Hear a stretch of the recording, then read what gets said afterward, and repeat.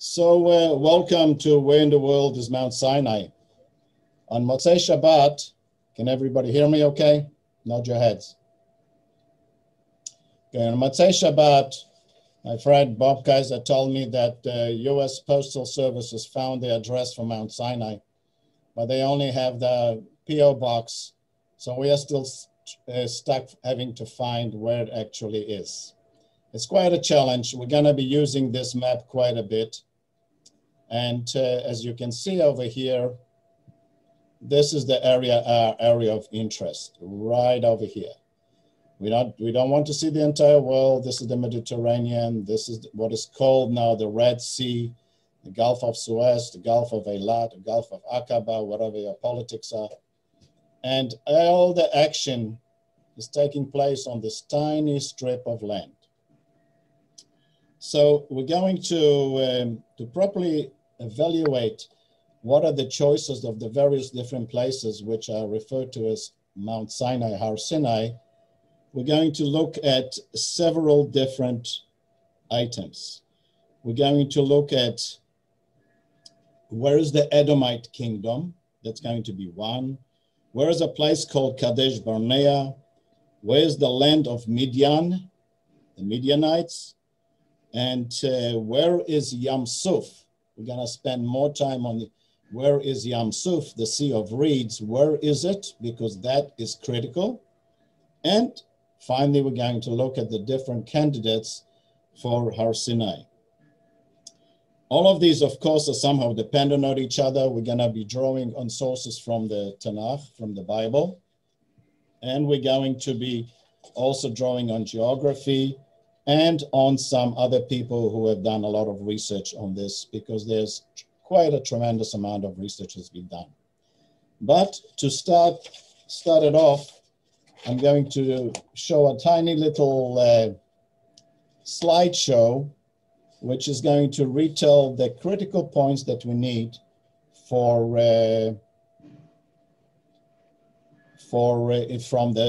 the story of the Exodus.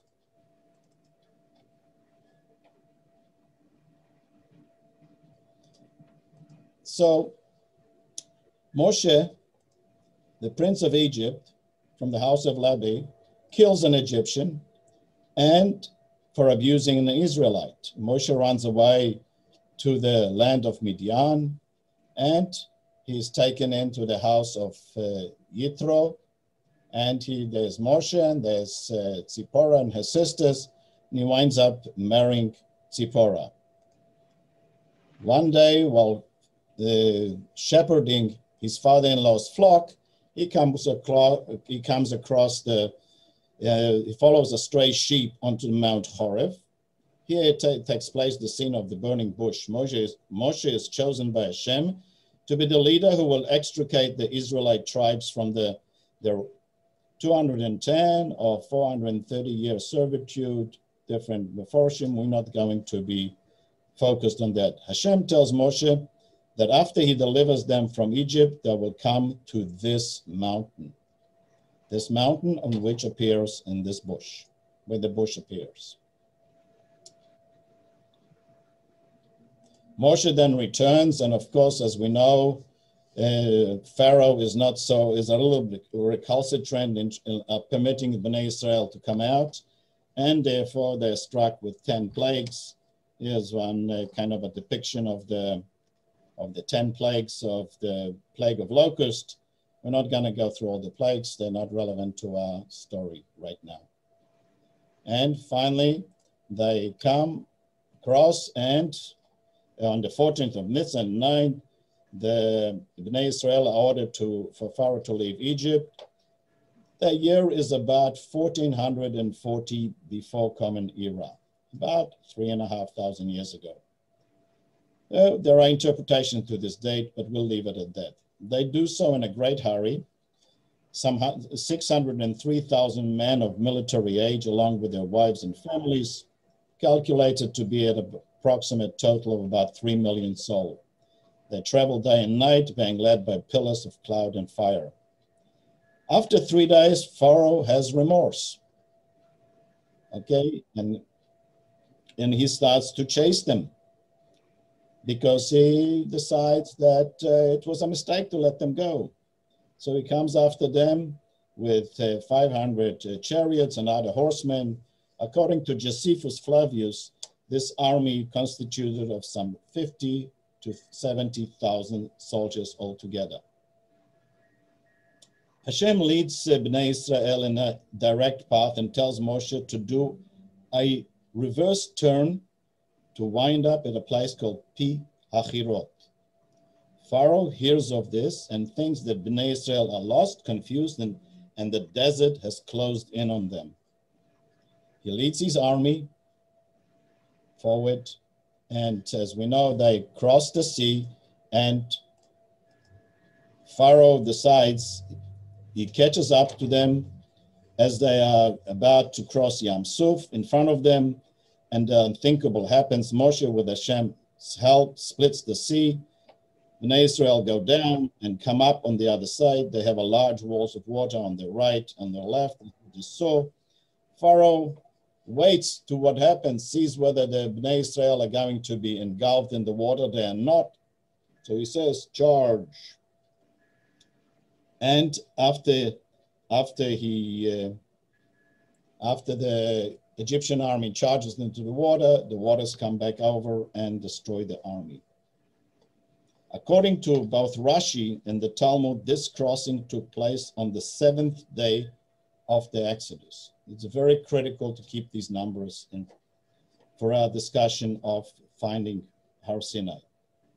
They went through various different other places, and through Shur and Mara, the bitter waters, and Elim, the palm trees, and the arid desert of Sin, Rephidim, where they fight with the Amalekite battle, and that's the place where the business with the water, with Moshe striking the water, the rock and water coming out, just happened in last week's Parsha.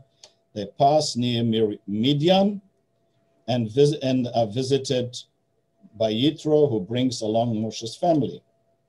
In the 3rd month after leaving up, they finally arrive at Mount Sinai. Of course, after this is some joyousness after the crossing of the sea because they are saved. So they're very joyous over here.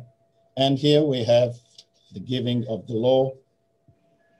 And basically we stop here, and for our own purposes, we're going to travel forward 40 years to just before entry into the land.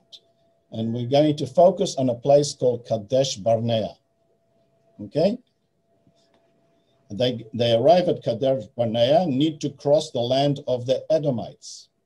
The Edomites are the descendants of Esau, who was Yaakov's brother, twin brother. And therefore the Edomites are they're effectively brothers of Bnei Israel, very close cousins. The Edomites refuse to give Israel access to cross over and just simply arrive in Jerusalem over here. And therefore Israel, Bnei Israel, are forced to take a roundabout route to come in from the east. This part, and the reason I'm mentioning it, this part here, is because it is critical. It's one of the critical points in the whole story, which is going to help us determine both the crossing of where the Yam Suf is and where is going to be the Har Sinai.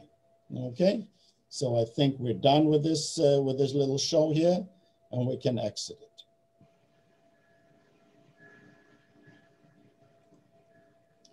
Okay, so now we have a choice of having to determine geographically, because geography here is everything.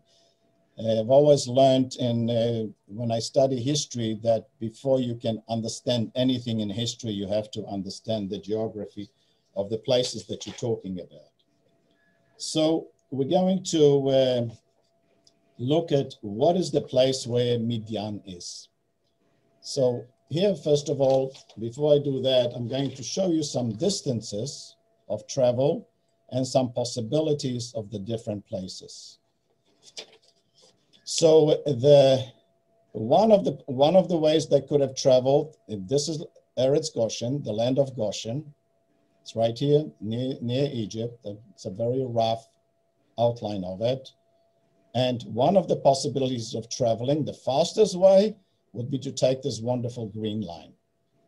But we know at last week's Parsha at the beginning, it very clearly states that Hashem decided not to take Bnei Israel along here, because right here where the Gaza Strip is now, and where Ashkelon is, was the land of the Philistines, a very powerful people. And the Torah very clearly states that he's not going to take them through there because the people may see war and might get frightened and turn back. So Hashem decides to lead the people with the clouds and with a pillar of cloud during the day and the pillar of fire at night in a circuitous way. They eventually have to wind up over here. They still have to wind up through here, somehow get to here. Now, here's the various different theories as to what was the actual path. So I've sketched out over here distances and times to travel. So some of these places are, you've got a distance here to this Bardawil Lake, because some of these places are contenders for being the crossing of the Sea of Reeds. Bardawil Lake is one possibility. This is about 60 miles from here. That would take them 60 miles, traveling at 3 miles per hour, walking, and let's realize that they're actually running away. They were slaves, they're running away. So it would take them just several hours to reach this thing, not 7 days. Another place could be this very short part here, because there are some rushes over here, some suf, some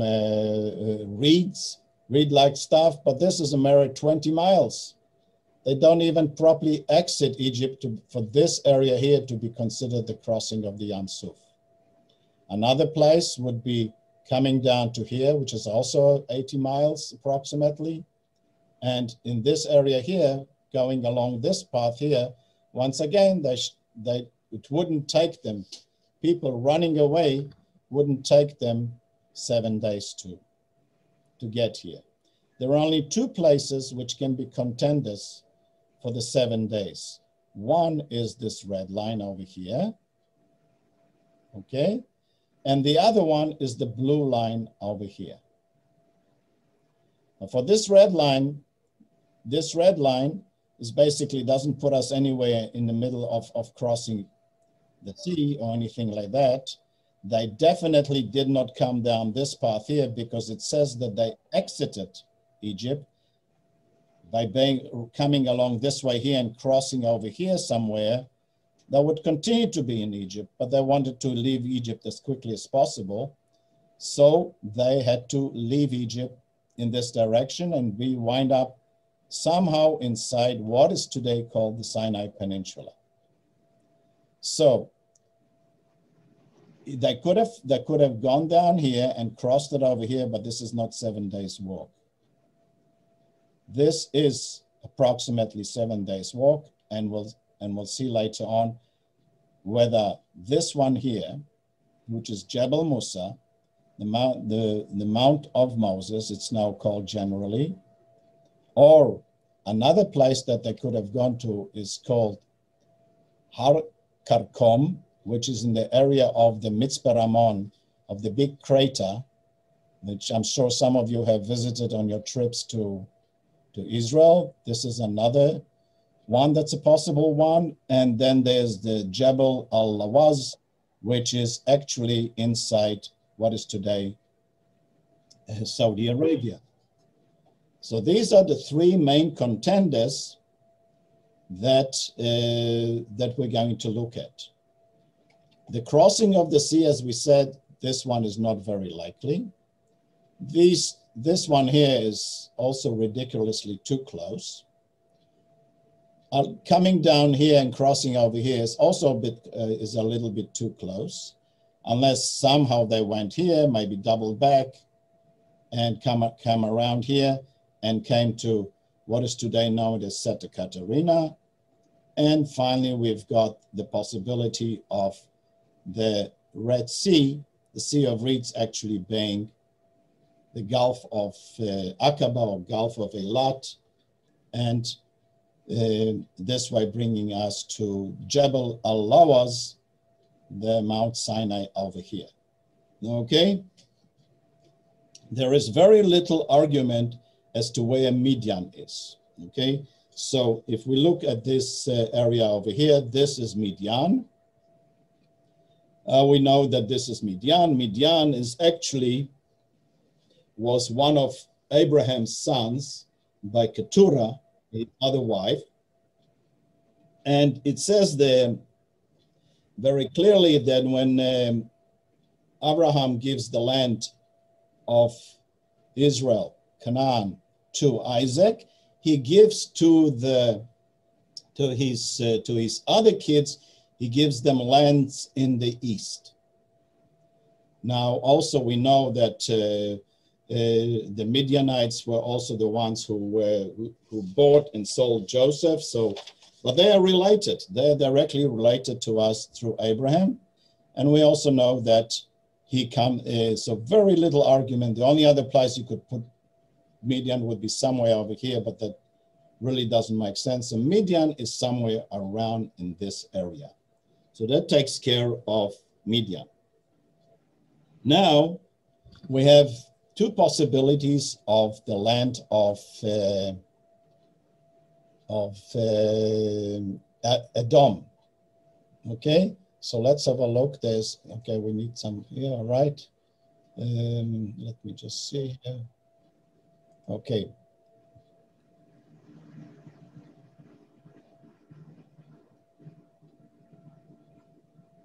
All right, so the land of Edom is one possibility is right here, and we know that even from later on, from Hashmonaim times and from First and Second Temple times, especially Second Temple times, that the Edomites were settling in this area here, where Beersheba is, in the south of Judea. Another one tends to place them in this area here, and but the more accepted area of where Edom finally settled and were living is in this area here. Now, the reason is because of Kadesh Barnea. Now, where is Kadesh Barnea? The place where they came to, and then they were not permitted to, by the Edomites, to cross, and therefore they had to go had to double back. So the Kadesh Barnea can be over here.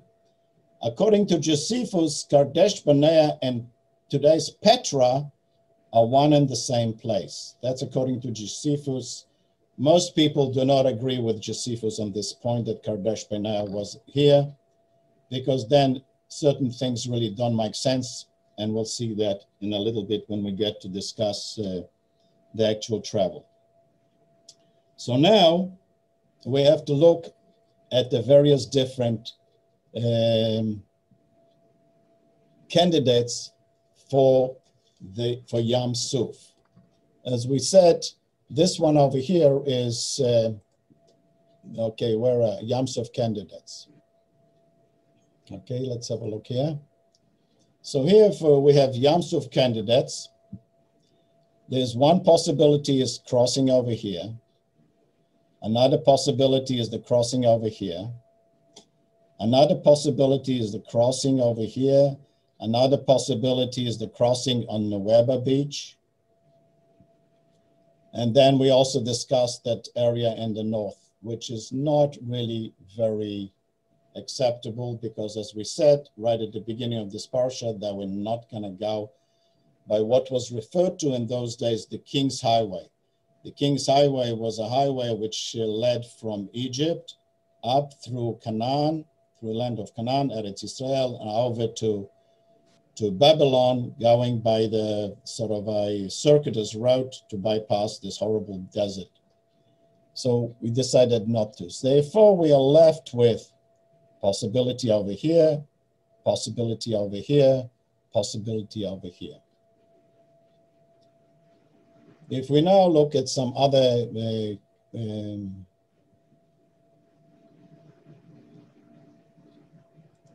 Red Sea crossings. Okay, so we're gonna have to, unfortunately, kind of scroll down here a little bit.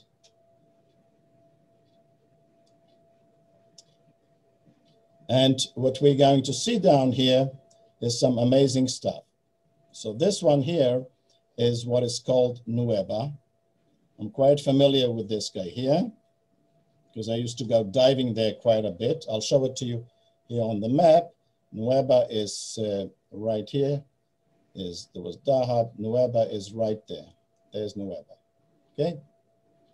We used to go diving all along here with friends, scuba diving, beautiful scuba diving along here, Nueba, and we'll get back to Nueba in a little bit.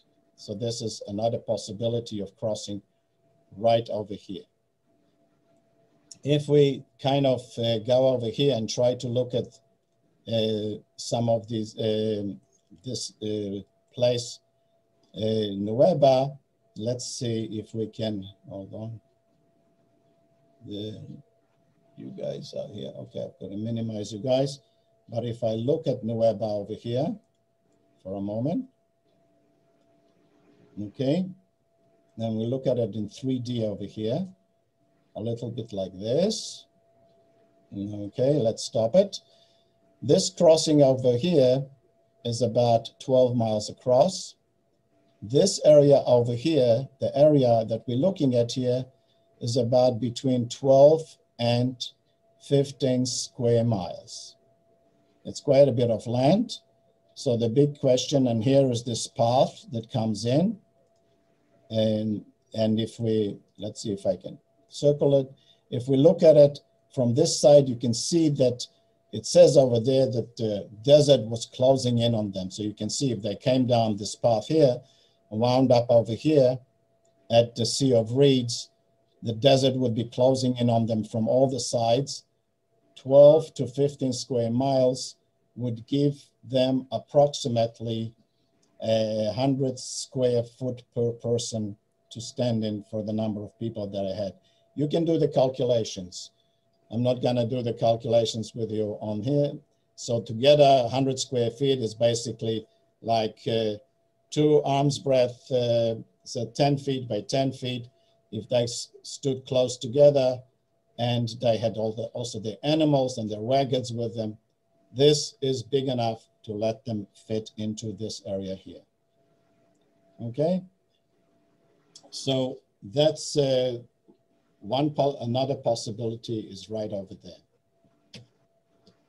So the marshes, which we were discussing about beforehand, okay, let me zoom out this earth. So the marshes, which are right over here, as we said, it doesn't make sense because it's too close for the walk. Now over here, it's also, if they would be walking along here in Egypt, it would be too close. It would that be still in Egypt, they would not have left Egypt. And as you can imagine, anybody who is a slave who wants to run away, wants to get out of Egypt as quickly as possible. So this one so far, at least to me, is the most likely place where the crossing of the Sea of Reeds occurred. Now everybody refers to this place here as the Red Sea, right here. Now where does the name the Red Sea come from? I believe that it's a misnomer, that somewhere along the lines, people historically used to refer to it as the Sea of Reeds, the Reed Sea. Somewhere along the line, somebody dropped one of the E's, and we wound up with the Red Sea, okay? And so the question is this the Sea of Reeds, or is this the Sea of Reeds? And this, we've pretty much eliminated that this is the Sea of Reeds. Okay, so now let's have a look at some contenders for what we would refer to as contenders for Har Sinai. Now, as we saw on the initial map here of the distances, coming from here to here, although they did not walk in a straight line, they journeyed more like, their journey was more like something like along here. Then they basically went up there and then up to here approximately, and then they turned around. See, if Mount Sinai is over here, they could have just crossed over this way, but instead Hashem wants to pull another trick.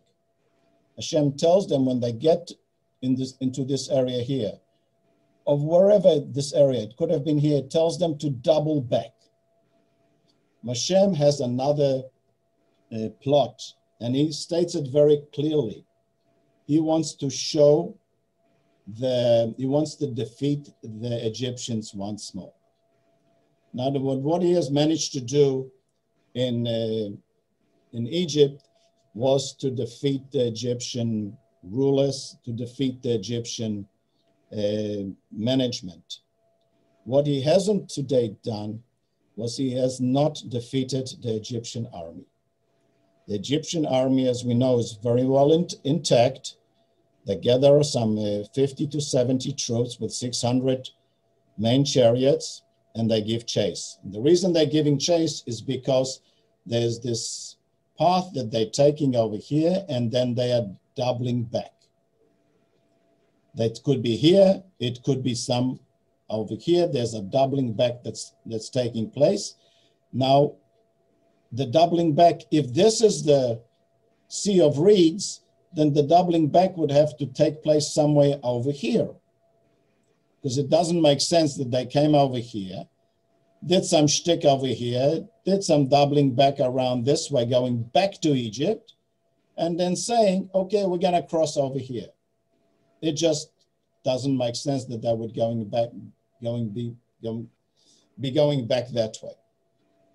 So the most sense that I can see is that somehow they wound up following a path down here, going over here to cross over, and then saying, no, I still got some more business left over with the Egyptians, so I'm gonna make them double back, and I'm gonna do it yet another, the miracle of miracles. And this is what basically happens.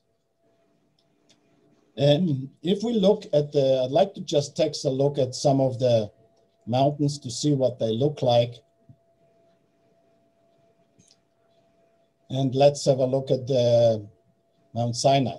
So the first one here is that I'm looking at is a place called the Har Karkor, which is one of the candidates. A lot of people would love to see this, or not a lot of people, some archaeologists will love to see this as the place, as the Har Karkor.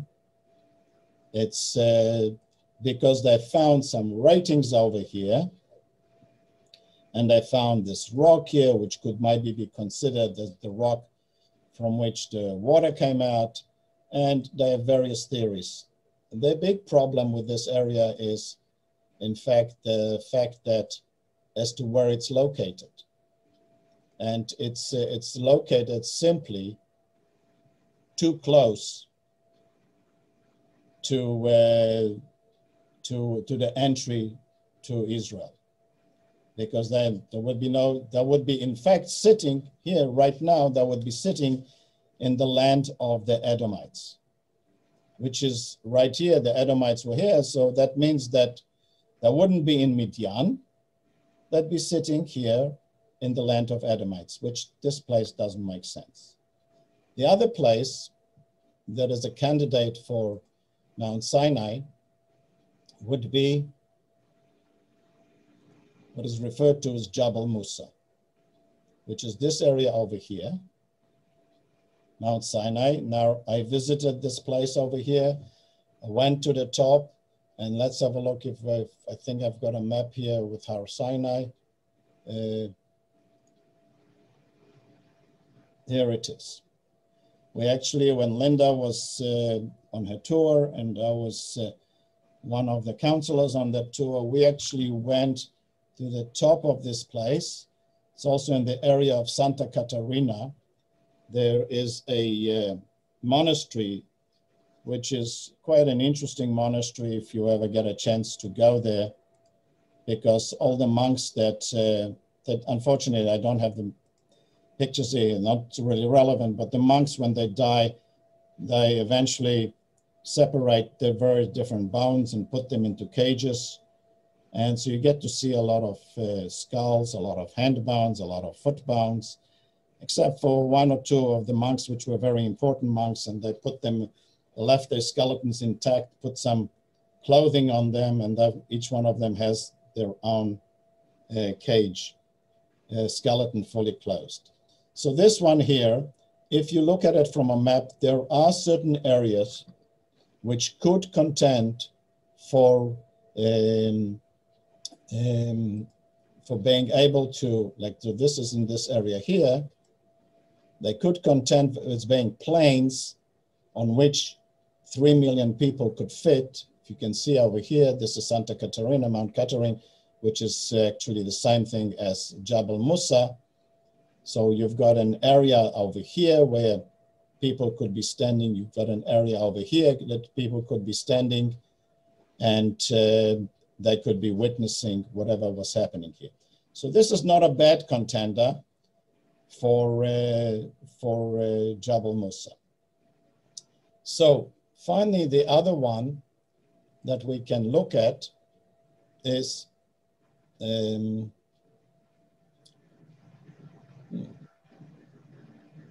okay. So the other one would be in this area here, which is Al-Awaz.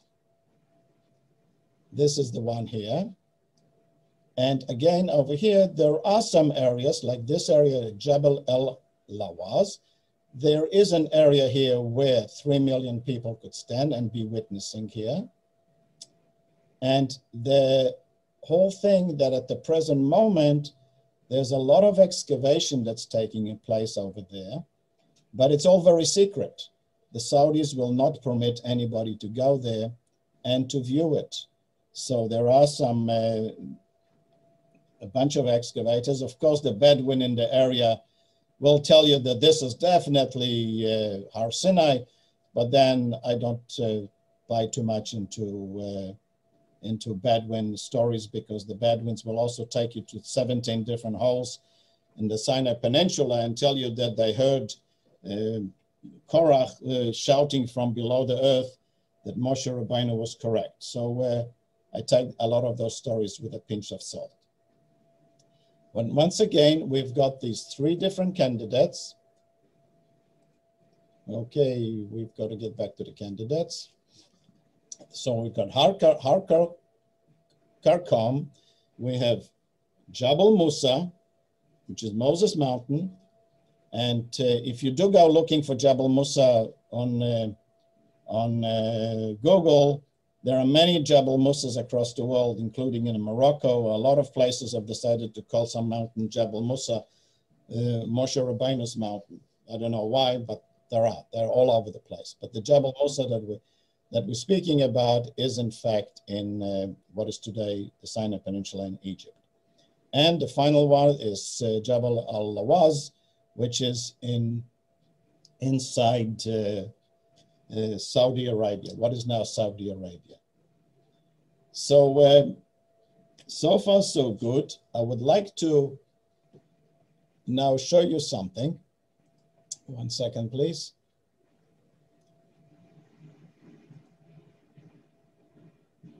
So this is one of these routes that I was talking about, that we're coming out of land of Goshen. We're following this path here. We're coming along here, and eventually, and this is one of them, those ones, the ones, which says that over here is Kadesh Barnea, doubling back, coming around this way, and winding up eventually in Israel. Now,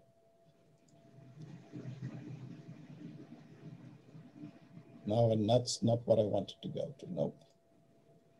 Sorry.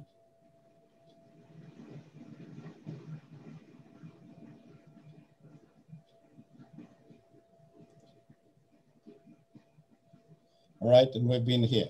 So now I'm going to take a few minutes.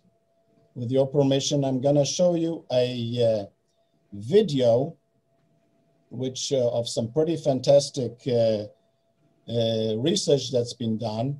It's only going to be about 3 or 4 minutes. So I bear your indulgence to see this video, and then we'll discuss it. Thank you.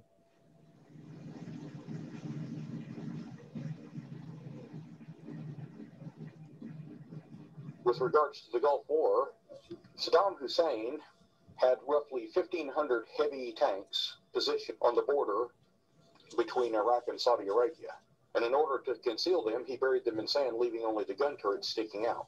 These were well camouflaged and effectively made them invisible from the air or from ground surveillance using. But they were discovered. America shifted its spy satellite into position over the Iraqi desert, and the American spy satellite, which was equipped with infrared scanners, took pictures of the cold desert floor during the twilight hours from 155 miles above the Earth. This satellite with its infrared detectors could detect a temperature difference of only a degree or so.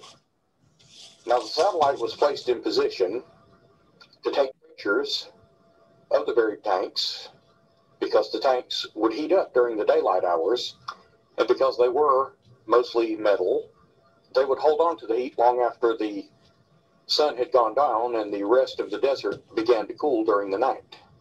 To the spy satellite, the buried tanks showed up as bright shapes in the dark. So the exact location of each tank was then plotted, targeted on a map, and then given to Allied jets, which then eliminated them. But quite by accident, the satellite also discovered other things that astonished the military. The satellite found evidence to support the story of Moses, who led the exodus of the Hebrews from Egypt, and the drowning of Pharaoh's pursuing army of charioteers across the Red Sea. In searching for the military hardware in the Gulf War, the satellite showed up something interesting in Egypt. It showed a great desert road written of in Exodus, a discovery that shocked even hardened skeptics. As I noted, critics had said for years that the events of Exodus had never happened and were not real. Now, the red line seen by the spy satellite came down to the sea of the Gulf of Aqaba and then continued into what is present-day Saudi Arabia. They traced the route as if it were drawn by God's own hand and traced the exact route of the Hebrew Exodus. And the sea area between these two red lines is precisely where the dive teams discovered the Egyptian chariots, the wheels, and the skeletal remains. When the Gulf War finally ended, archaeologists went back to the region to discover how it was possible for a 3,500-year-old trail to exist well enough to show up on a satellite photo. They found that a large, vast number of people, no doubt with much livestock, pulverized and disrupted the sand. Then during the desert nights, the humidity rose, thus wetting the powdery sand, making it hardened like unto a concrete-like substance. And through the years, the highway was buried by shifting sands, thus protecting the trail from the elements. However, during the day, just below the surface, it would heat up, much like the Iraqi tanks, being that it was more dense than the surrounding sand, and continue holding the heat longer into the cold nights, thus showing up brightly for the satellite.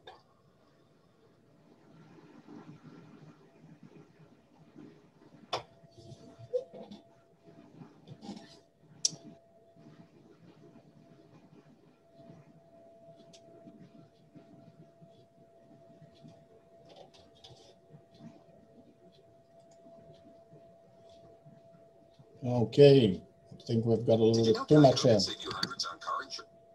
Okay.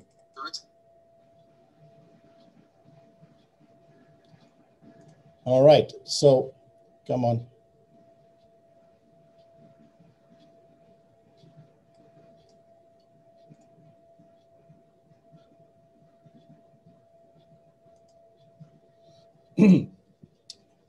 Okay, so I'm back now, and I'd like to show you one other thing over here. And that is, I was kind of a little bit skeptical about that beautiful road. So I wanted to find out whether there was anything else that was possible that had been discovered by satellites. And I came across quite a few places. So one of them was the fact that there were extra things which were discovered in the Mayan civilization from satellites. Then there were also, there were many lost cities were discovered. There was one particular archaeologist in Egypt recently. She came across an extra 3,000 buried structures and underneath the sands. But the one that amazed me the most is, I'm sure many of you read the book Kon-Tiki when you had to do it, and that these guys over here who are standing over there, and there is no sign on that Easter Island of how they got there. But through satellite imagery, they managed to see that these figures, these humongous figures, were actually, walked in quotation marks. They were dragged across, and they can still, from the satellite, they can see those drag marks, which means that the satellite, the story of the Yetziat Mitzrayim, of the Exodus, being proved by the satellite imagery is not so far-fetched. There's one other thing that I'd like to show you over here, and that is the whole business of Kadesh Barnea.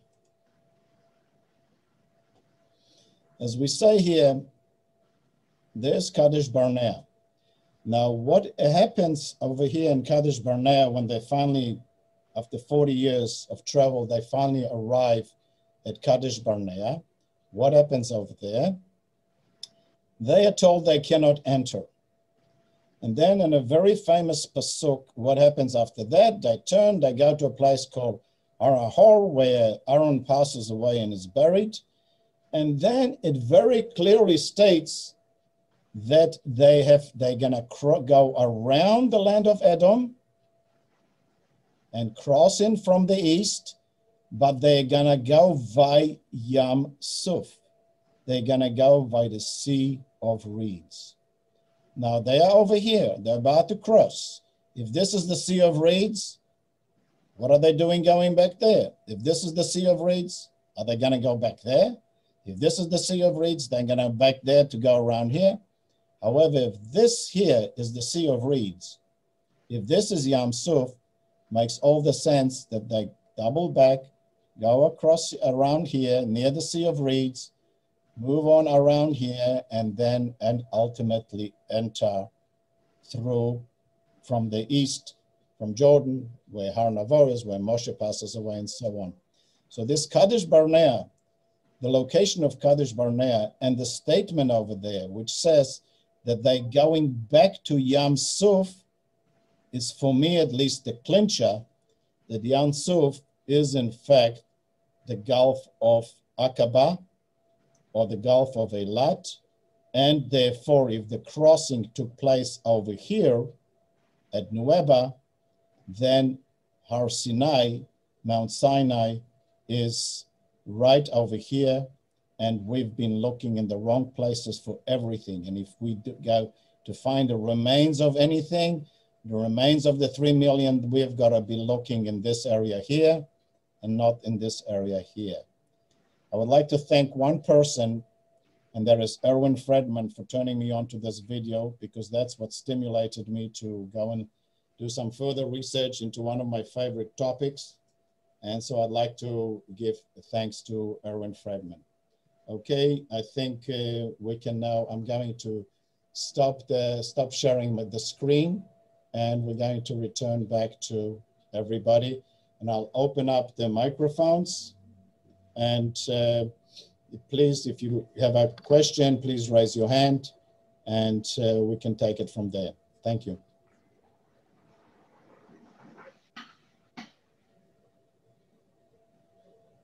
All right, I think Sandy Greenberg has a question. Go ahead, Sandy. Unmute yourself. Actually, I don't know if I think my friend Larry is on, but he has been digging in Israel and also has been studying this. And I don't know if he has anything to add or not. Where is Larry? Here. I really don't have anything to add. I've not been digging anywhere near where any of these sites are. Dug mostly around Jerusalem and at Tel Dor. So Okay. I thought it was a very good presentation. As usual with this subject, there are a lot of people have a lot of thoughts, and it's kind of intriguing because we still don't know really which way they came and where Mount Sinai is. So it's always interesting to hear all the stories. I concur with you that it continues to remain a mystery, but I think it's a mystery worth solving. Anybody else? Yes. Who's that? Keith, Menachem. Keith, go ahead, Keith. That video that you showed mentioned, it sounded as if there had been found remnants of the Pharaoh's army at the crossing that would confirm your theory. Is there any truth to that they found parts of yes, chariots? Yes, I'm. If people have time, because we're kind of running short on time here, but I can show you actually images, or I can point you to images underwater of wheels and bones at the base of the sea in Nueva and also on the other side. So in other words, if we can imagine the crossing, the 12-mile crossing, as it's described, it's kind of the Bnei Israel are crossing, and Pharaoh sees he wants to see whether they are gonna wind up drowning or not, so he holds back. And when he realizes that they're gonna make the getaway, then he sends in the army. Now, according to the Midrash, at that point, the bottom of the sea becomes boggy, and they get bogged down, and the going gets very slow for chariots trying to go through mud at the bottom of the sea. Now, the other thing that video did not point out that is very interesting, and it's the only place in the area along the Gulf of Eilat where the seafloor rises a little bit. It is at a less, the depth is less on the seafloor than it is north and south of it. So it's like it kind of removes a little bit from the miracle, but it makes the physicality a little bit easier, because they had to go down into the sea and they're going to have to go up to the sea. And I've done some calculations. Now there's a midrash which says that in fact they crossed in 12 different columns. It wasn't a single column that was crossing, but there were 12 crossings, like one for each tribe. Let's say there were 12 crossings.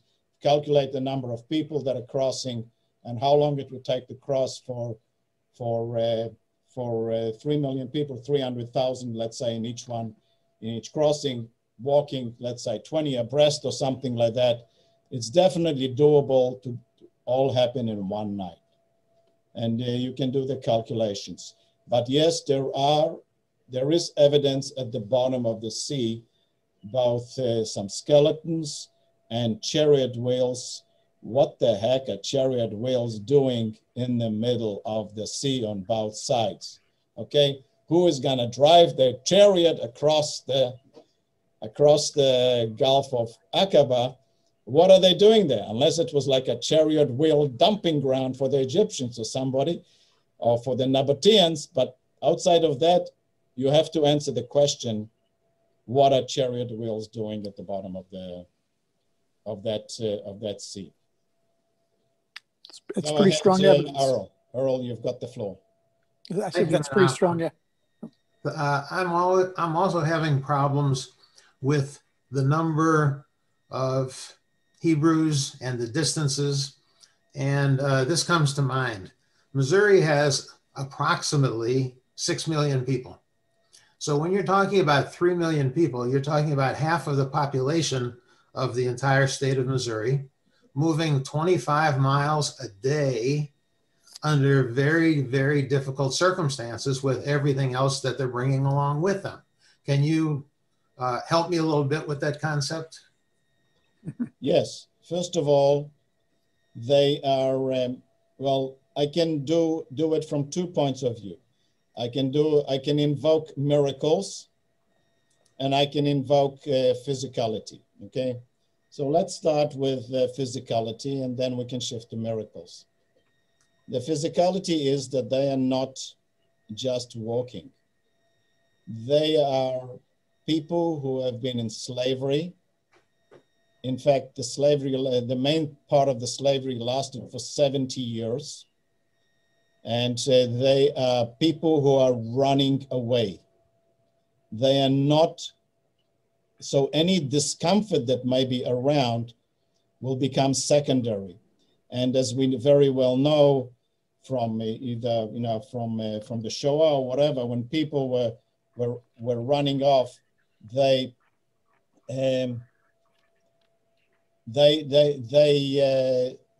move it. Now, somebody has just put up to everyone, I think you see from Trudy, the map seems to indicate 210 miles in 7 days, which is 30 miles a day, which is definitely doable.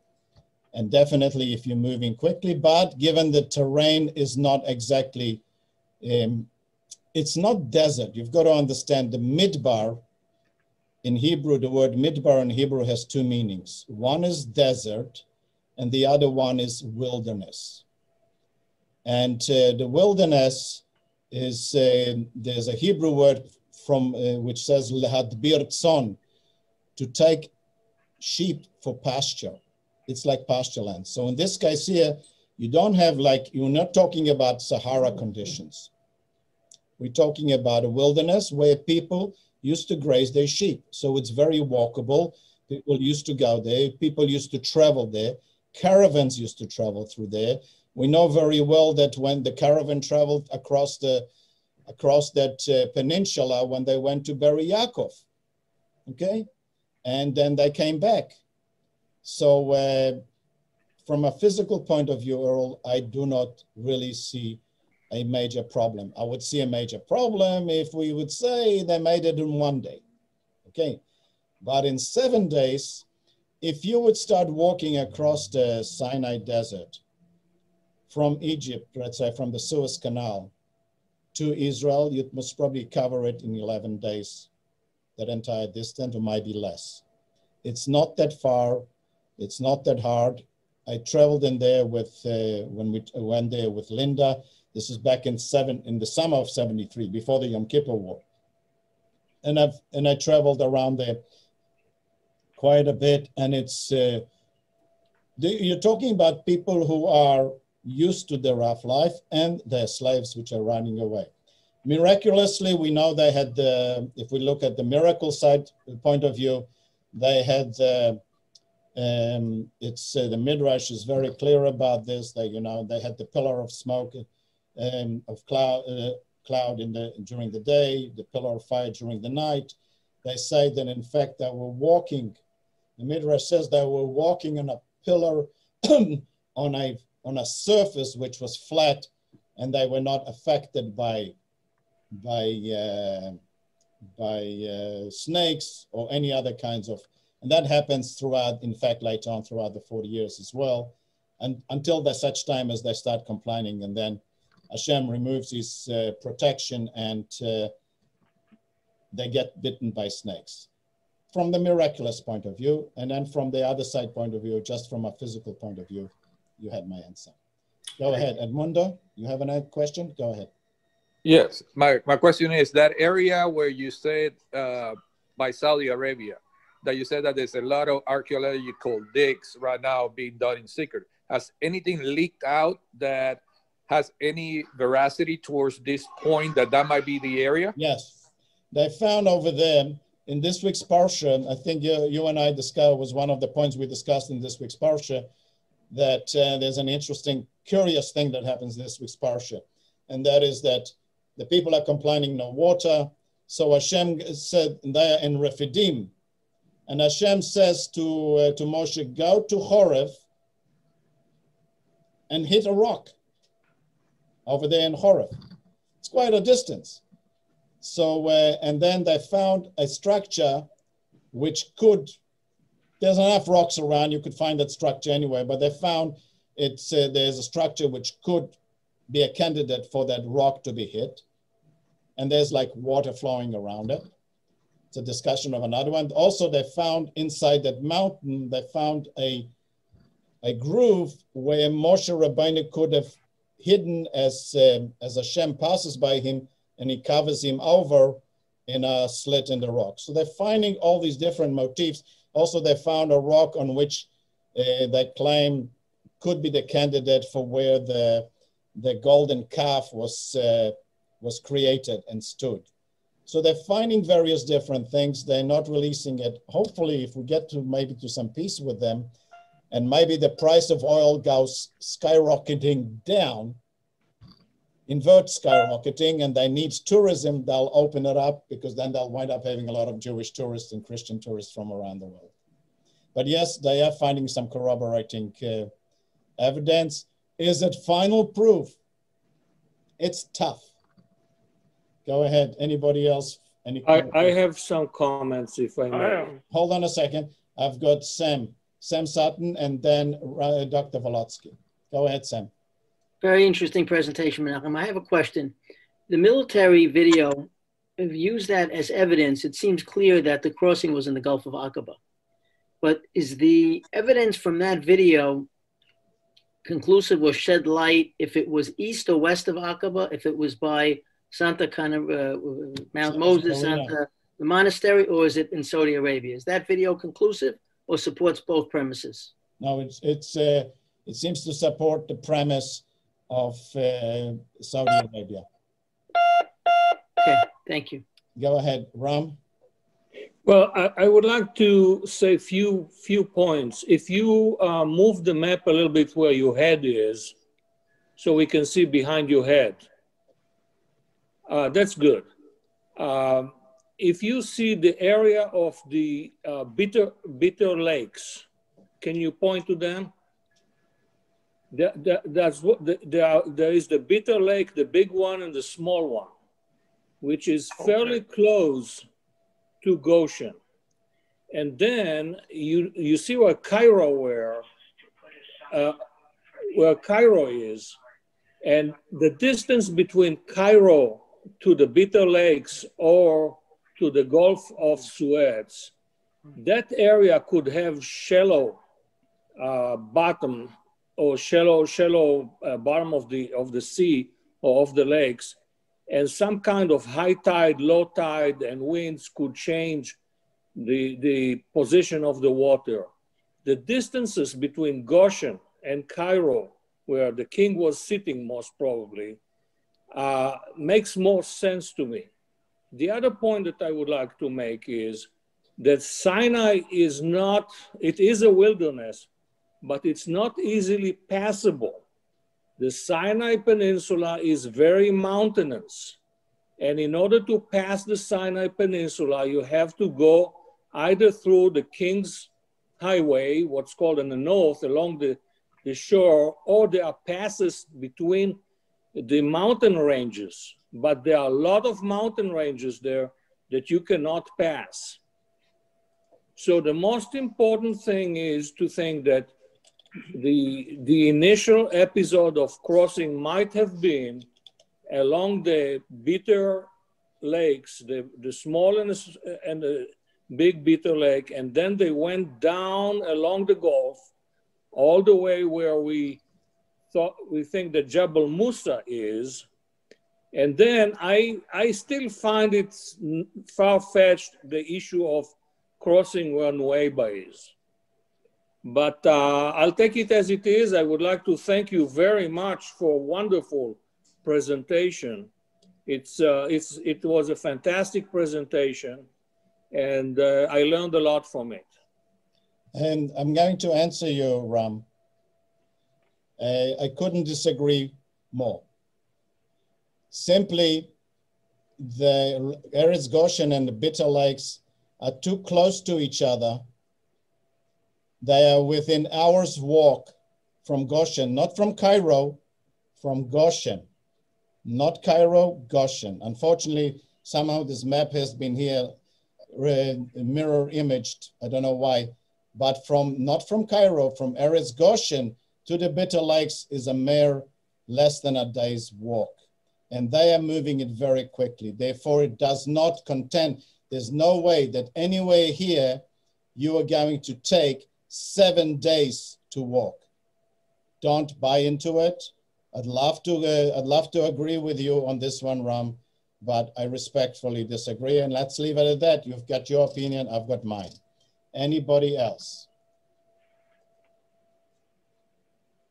Go ahead, Mr. Cooper. The only thing I would want to add, I don't recall all you said about the number of people, but Dr. Richard Freund did an analysis where he said the word Eleph in the Bible could either mean 1,000 or clan. And if you go with his analysis, instead of getting millions of people crossing the desert, you get something like numbers in the 10 to 30,000. So just another bit of confusing information to add to the story. Okay. I thank you again for the lecture. Thank you. All right. Anybody else? Yes, Menachem. Yeah. Yes, yeah. Go ahead, Grandpa. Yeah. It's my father-in-law. I've got to give him precedence. I'm just overwhelmed by the complications that the Hebrews took. And another thing is, I want to say, I love your hat. Okay. And your son over there has got the same one. I was trying to do the Indiana Jones stick, but I left my whip and my leather jacket at home. I couldn't find them. Usher, how you doing? I'm fine.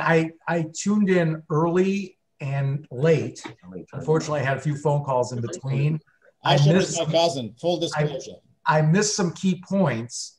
But did you, in the analysis, I noticed that your father-in-law mentioned, or wait a minute, it was the gentleman before mentioned that it could have been thousands. I heard some estimates as much as 2 million people. That 2 million people. My estimate, most traditional sources put the number at 603,000 men of military age. Right, 18 to 60. No, 20. Okay, I apologize. 20 to 60. Something like that. In those days, military age was like according to America, not according to Israel.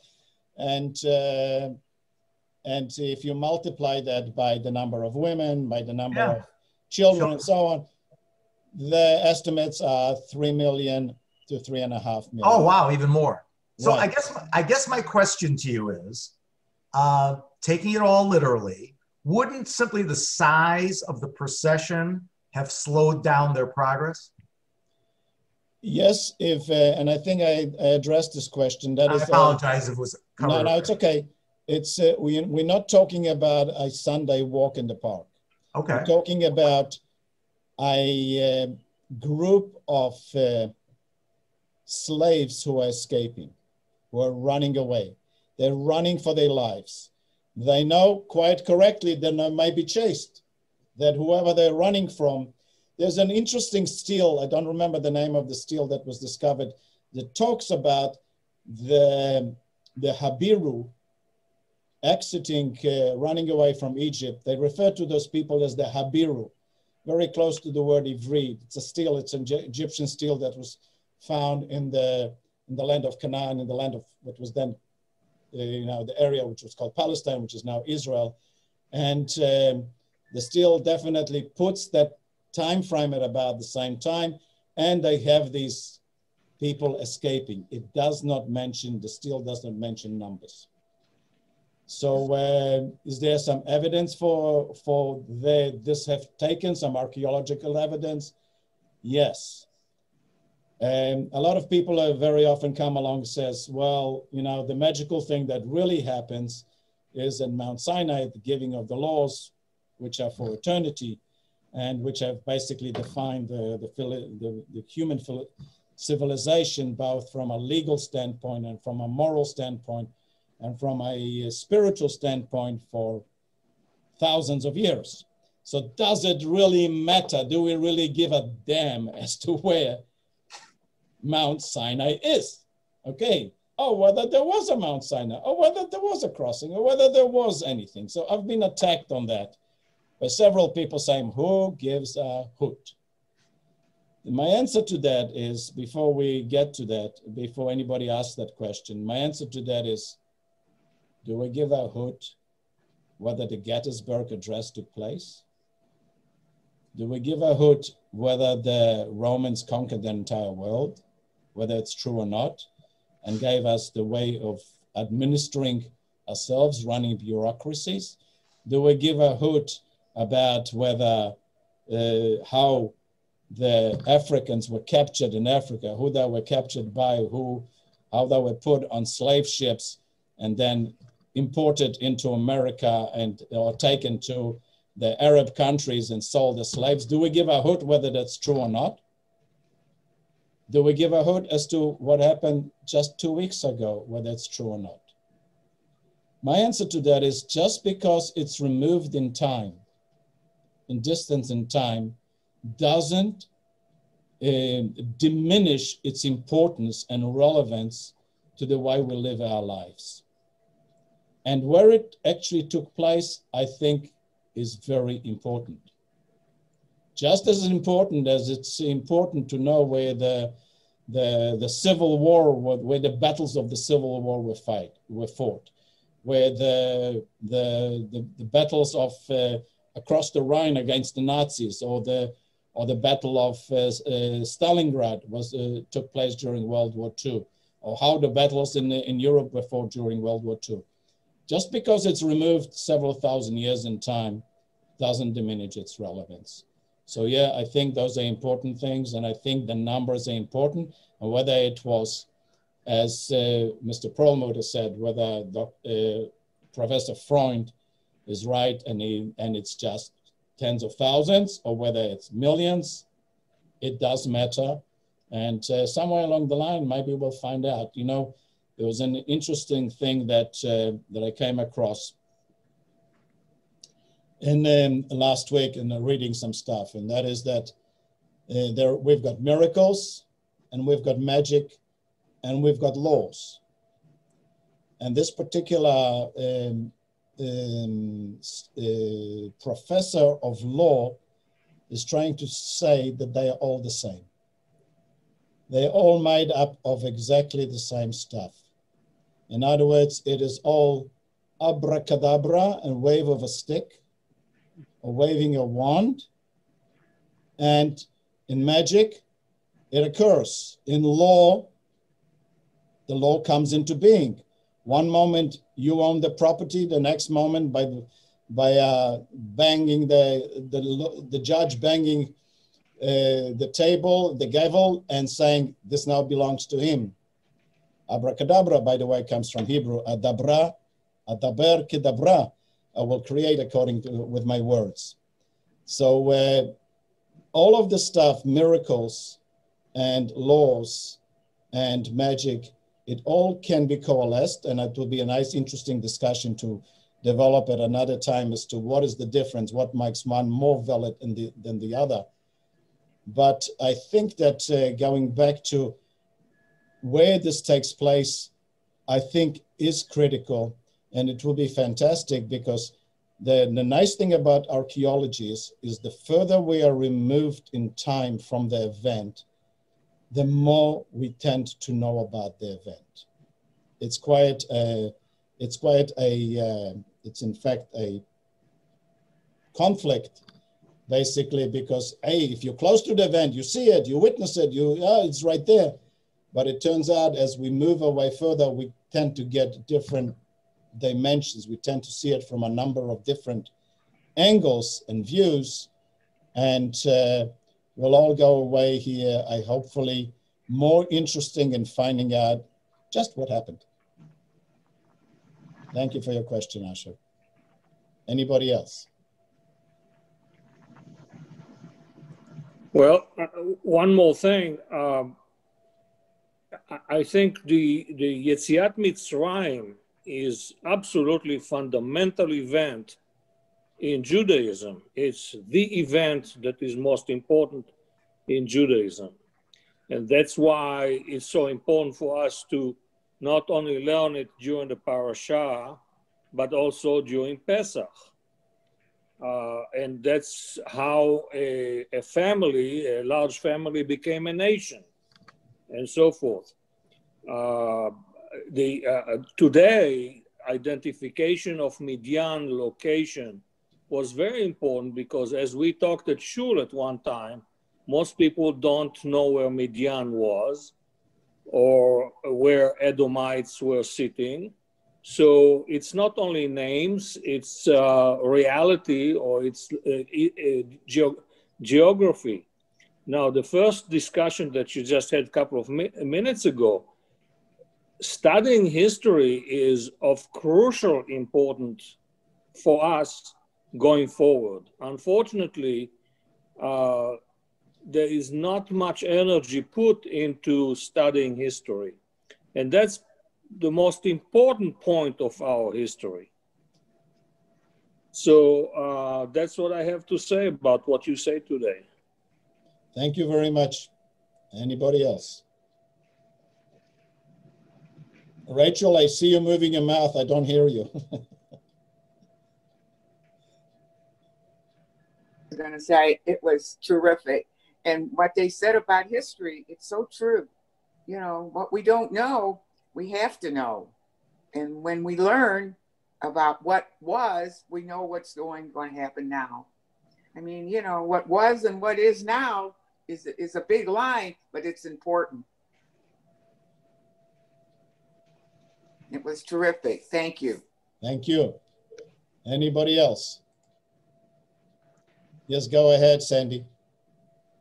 Well, Menachem, thank you very much. This was excellent, and I hope this was maybe just part one.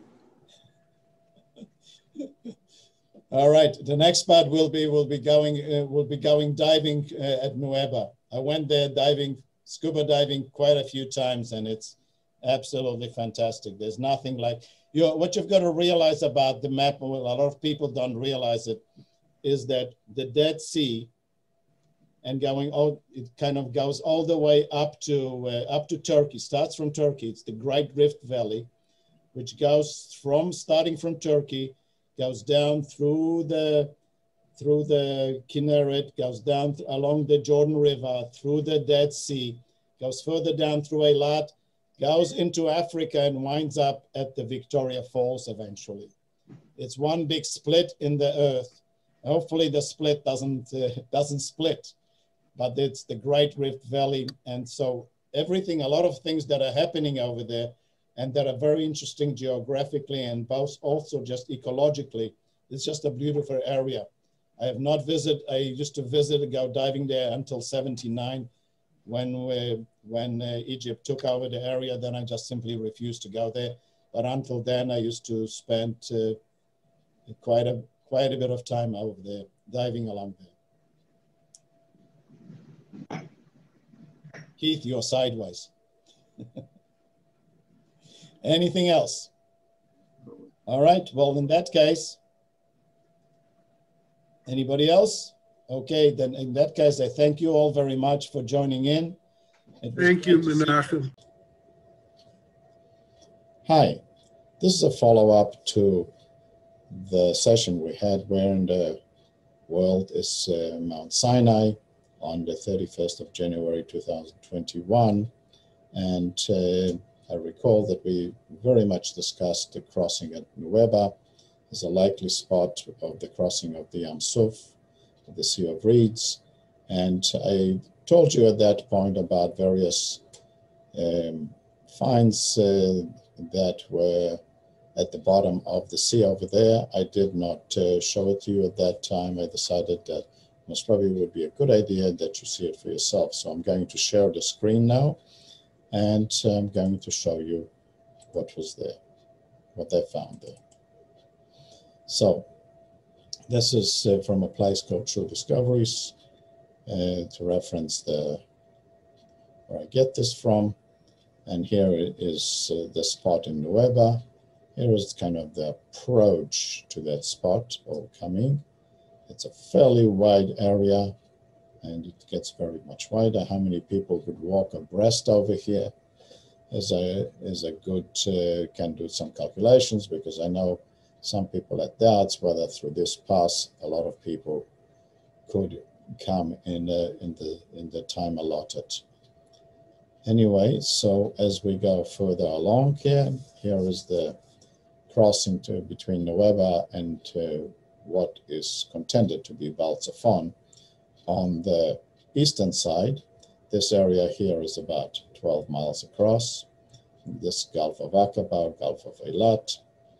And if you go further down, we have over here a topology of the seabed. So as we can see over here, this is the this is basically the Sinai Peninsula. That's the Saudi Arabian desert over there. The sea, you can see, falls off here. It comes up quite a bit and then falls off again. There's topology over here, topology maps. You're welcome to find these things and the depths. And right down here, as we go further down, we find what they found here. They found skeletons of a human rib. You've got some other skeleton parts here. You've got the wheel. You've got the top of the wheel with the axle. It shows you, based on some depictions of artistic depictions of what has been found about what these chariots might have looked like. And you've got a whole bunch of wheels strewn all over the place. There's another wheel, and then finally there's also what seems to be a horse's hoof. That's all I have for now. And here's the crossing we spoke about with Nueva here. Eventually they wind up through some extra wanderings at Mount Sinai. And I hope this answers some of the questions that you had, and records some of the things that were found at the foot. Thank you very much, and I'll put these two videos together and present them. Have a great day.